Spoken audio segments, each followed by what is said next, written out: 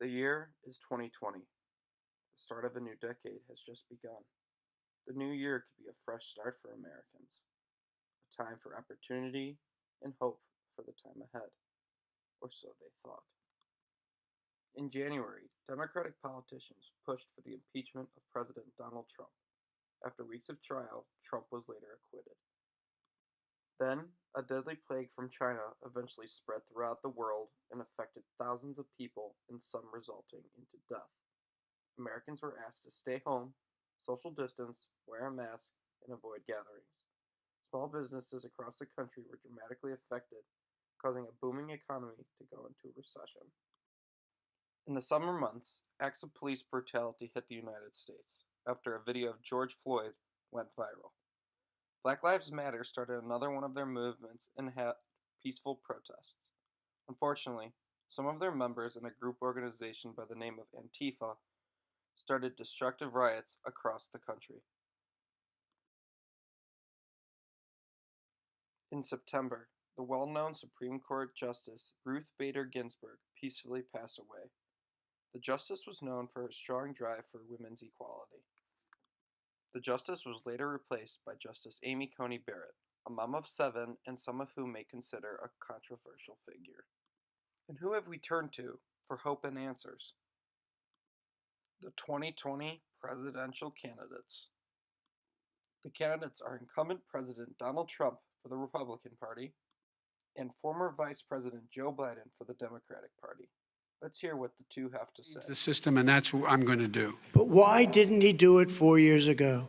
Why didn't you do that 4 years ago, even less than that? Why didn't you? I cannot find over 500 of sets of those parents, and those kids are alone. Nowhere to go. Nowhere to go. It's criminal. You know who he is. You know his character. You know my character. You have a right to have a say in who the Supreme Court nominee is. But I'll tell you what. Somebody's got to do something about Antifa and the left, because this is not a right-wing problem. This is a left-wing. FBI director This is a left-wing problem. White supremacist. Antifa's an idea, not an organization. You got it. Success is going to bring us together.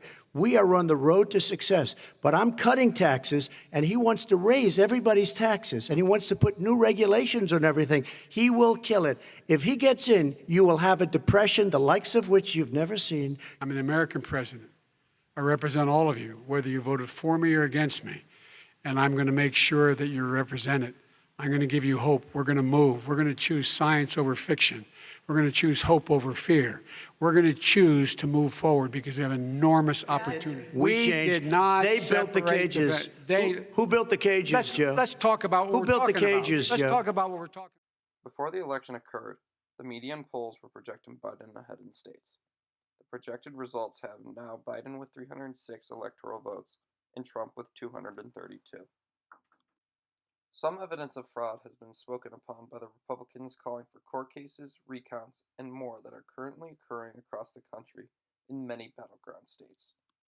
I decided to interview one Republican and one Democrat that are both youth voters, since this generation can be very confused on where to stand. Hi, I'm Chase King. I identify as a Republican, and I chose the Republican Party because I want low taxes, small government, and high social liberty. I'm Jenny Campbell, and I'm a Democrat because I vote for the Progressive Party. I want the government to help the people. Do you believe this was a fair election? At this point, I think it's too hard to tell, but I guess we'll have to let the Supreme Court decide if it gets to that. I think this was a very fair election because they've counted the votes, they've recounted the votes in many states, and it all came back for more votes for Biden. What are your opinions on the two candidates? Is there someone else you'd rather prefer? Well, at this point, it's kind of like, it's a pick your poison type situation, I guess, but I identify with Trump's ideals, but I don't think that we offer the two best candidates for the election. Okay, I would definitely prefer Biden because he votes for the people and the United Nations instead of just one particular party, except I don't really like either of them very much because they're old, and I'd rather somebody in their 40s, 50s run instead of them being like, on their deathbed. How do you think we should come together as a country?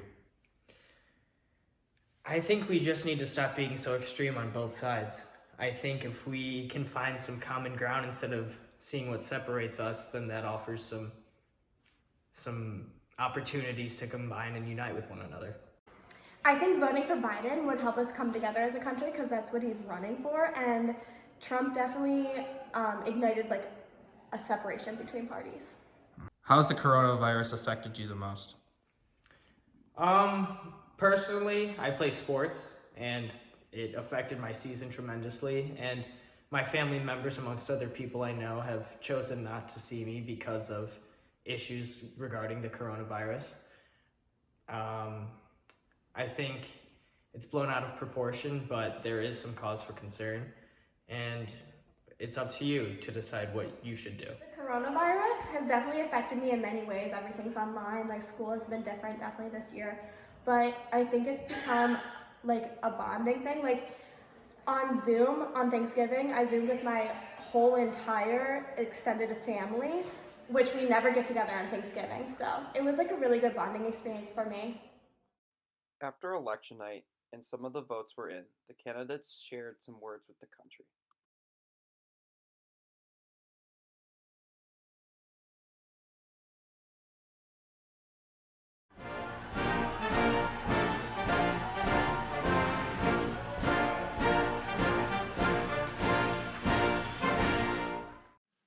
This is a fraud on the American public. This is an embarrassment to our country. We were getting ready to win this election. Frankly, we did win this election. We did win this election. So our goal now is to ensure the integrity for the good of this nation. This is a very big moment. This is a major fraud in our nation. We want the law to be used in a proper manner. So we'll be going to the U.S. Supreme Court. We want all voting to stop.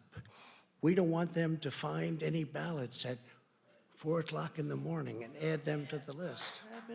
They knew they couldn't win, so they said, let's go to court. And did I predict this, Newt? Did I say this? I've been saying this from the day I heard they were going to send out tens of millions of ballots. I said exactly, because either they were going to win, or if they didn't win, they'll take us to court.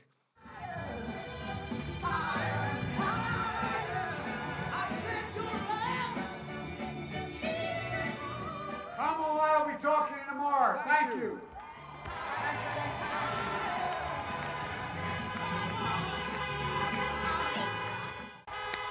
I've been talking to the folks in Philly, Allegheny County, Scranton, and they're really encouraged by the turnout and what they see. Look, we could know the results as early as tomorrow morning, but it may take a little longer. As I've said all along, it's not my place or Donald Trump's place to declare who's won this election. That's the decision of the American people. But I'm optimistic about this outcome. Elections were also held for the House and Senate. Even though Republicans gained some seats, the Democrats held the House, and the Senate will be decided after the Georgia runoff elections. Republicans only need one more member to control the Senate. This has also been the highest number of voter turnout, and according to townandcountry.com, the projected number of votes brings us to 66.8% turnout rate. This makes 2020 the year with the highest vote turnout since 1900, when Republican William McKinley won re-election with 73.7% turnout. According to the TIS College website, over 7 million young voters voted early, which is a huge turnout. President Trump has been tweeting about the election results, claiming that this was a rigged election. Even Kamala Harris has tweeted, along with many other politicians trying to reach their supporters. Will Joe Biden become the 46th President of the United States? Or will Donald Trump and his team turn around the election with evidence of voter fraud? That is likely to be decided when the Electoral College meets, or perhaps even the U.S. Supreme Court.